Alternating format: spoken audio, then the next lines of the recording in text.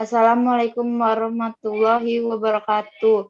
Di sini kami akan mempresentasikan tugas etika profesi teknologi informasi dan komunikasi kami yang berjudul tentang data forgery.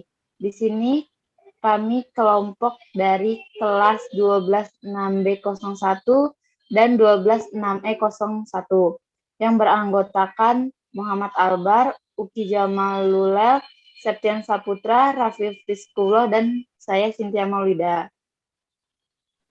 Di sini bab 1 ada pendahuluan. Pada era saat ini, dengan cepatnya laju teknologi menyebabkan kurang amannya data pribadi kita. Hal yang sangat diperlukan adalah masalah keamanan di dalam dunia maya, karena kurangnya keamanan bisa menyebabkan data-data dan sistem yang ada di internet dicuri oleh orang lain.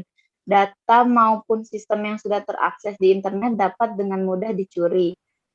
Cybercrime atau kejahatan dunia maya adalah perilaku ilegal yang dilakukan oleh individu atau kelompok orang yang menyerang sebuah sistem keamanan komputer atau data-data yang terdapat di dalam komputer. Faktor politik yang biasanya dilakukan oleh oknum-oknum tertentu untuk mencari informasi tentang pesaing atau lawannya tersebut.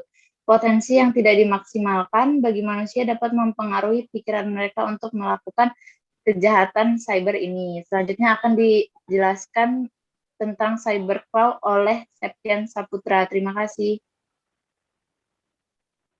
Ya, terima kasih. Di sini saya menjelaskan tentang definisi cybercrime. Menurut Eogan Casey di dalam tahun 2018, cybercrime is used through this text to refer any crime that involve computer and network, including crimes that do not rely heavily on computer. Pada dasarnya, cybercrime meliputi semua tindak pidana yang berkenaan dengan informasi itu kepada pihak lainnya. Komunikasi yang merupakan sarana untuk penyampaian atau pertukaran informasi itu kepada pihak lainnya. Pada awalnya, cybercrime didefinisikan sebagai kejahatan komputer. Menurut Mandel dalam Suharyanto 2010, di halaman 10 ada dua computer crime. Penggunaan komputer untuk melaksanakan perbuatan penipuan, pencurian, ataupun penyembunyian yang dimaksud untuk memperoleh keuntungan keuangan, keuntungan bisnis, kekayaan, atau pelayanan. Ancaman terhadap komputer itu sendiri seperti pencurian perangkat keras atau lunak, sabotase, dan pemerasan.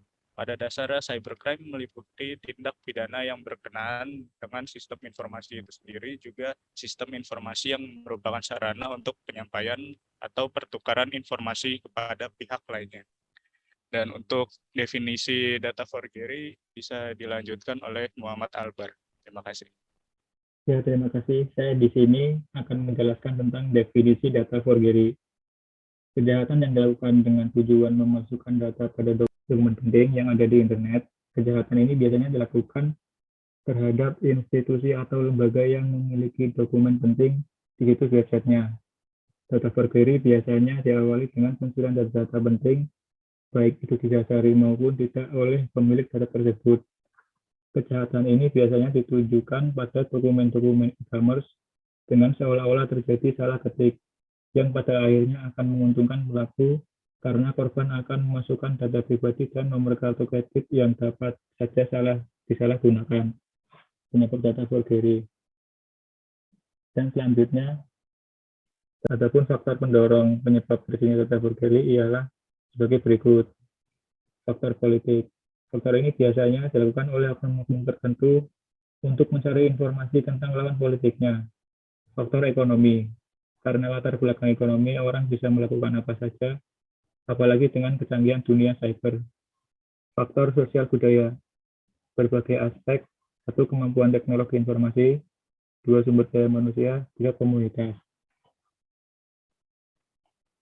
Dan selanjutnya, kasus data forgery akan dijelaskan oleh Uki Jamalulel. Selamat malam. Assalamualaikum warahmatullahi wabarakatuh. Polda Daerah Istimewa Yogyakarta menangkap 5 karder yang mengamankan barang bukti bernilai puluhan juta yang didapat dari merchant luar negeri. Begitu juga dengan yang dilakukan mahasiswa sebuah perguruan tinggi di Bandung, Buy alias Sam. Akibat perbuatannya selama setahun, beberapa pihak di Jerman dirugikan sebesar $15.000 atau sekitar 70 juta rupiah.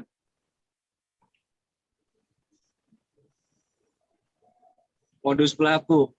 Pada kartu beberapa waktu lalu juga menyadap data kartu kredit dari 2 outlet pusat perbelanjaan yang cukup terkenal.